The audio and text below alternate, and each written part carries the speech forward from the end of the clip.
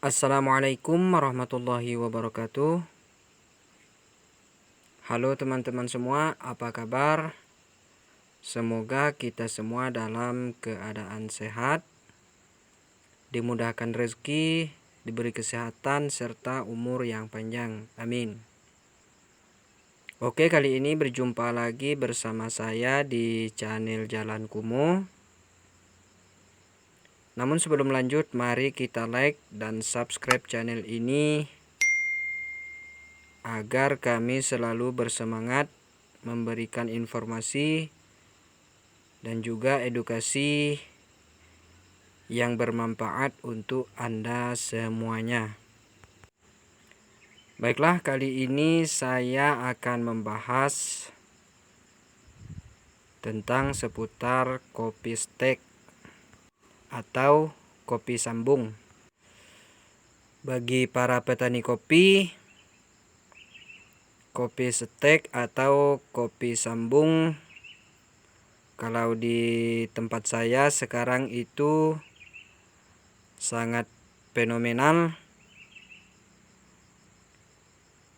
Banyak dari teman-teman di sini itu sudah mulai melakukan penyetekan tanaman kopi. Yang perlu saya bahas di sini ialah mana saja kopi itu yang perlu kita setek. Sebelumnya ini ya contoh kopi yang telah dilakukan penyetekan. Jadi fungsi dari penyetekan itu sendiri ialah kita akan mengejar target akhir. Target akhir ialah hasil atau produksi buah. Itulah fungsi dari penyetekan, supaya bagaimana kopi itu berbuah lebat dan hasilnya itu meningkat dari yang sebelum-sebelumnya. Lalu mana saja kopi yang perlu disetek? Nah, ini kalau saya lihat di tempat saya itu banyak yang merubah dari lahan sebanyak itu disetek semua. Jadi kalau saya pribadi hanya memilih kopi-kopi yang tidak terlalu produktif. Kalaulah batang kopinya itu kerdil,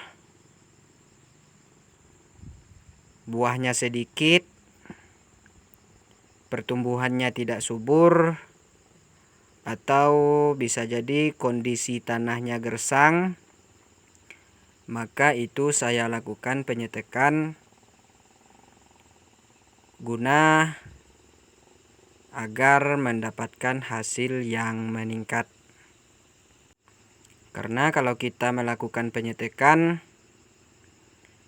itu ketahanan dan pertumbuhannya itu lebih maksimal tanpa kalau kita melakukan penyetekan terhadap tanaman kopi. Jadi kalaulah kopi itu pertumbuhannya subur, buahnya sudah lumayan maksimal, potensi dahan masih sanggup untuk bertunas sampai banyak, maka kalau menurut saya itu saya tidak melakukan penyetekan. Karena kalau kita lihat atau kita analisa, tujuannya tetap sama, terkecuali kopi itu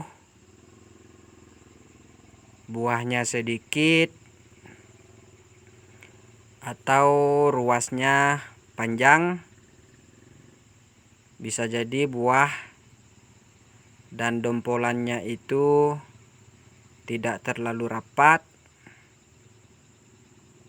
maka kita lakukan penyetekan. Nah, penyetekan ini dilakukan seminggu yang lalu.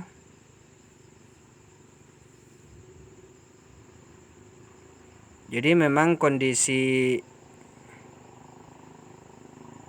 tanahnya di sini memang tidak memungkinkan. Jadi kita harus melakukan penyetekan guna menghasilkan kopi yang terbaik untuk masa yang akan datang. Waktu penyetekannya itu lebih baik setelah melakukan pemanenan, guna kita menyortir kopi-kopi yang tidak terlalu produktif. Jadi kalau buahnya sedikit, itu kita lakukan penyetekan. Nah, ini teman-teman,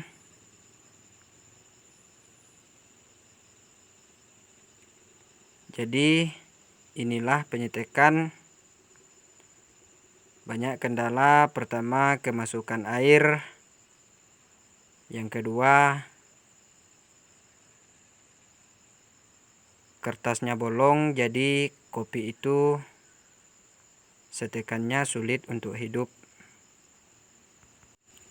Next video akan datang, saya akan mempraktekkan bagaimana penyetekan kopi yang baik dan benar, agar kopi itu setekannya benar-benar hidup.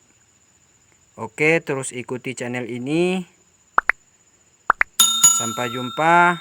Wassalamualaikum warahmatullahi wabarakatuh.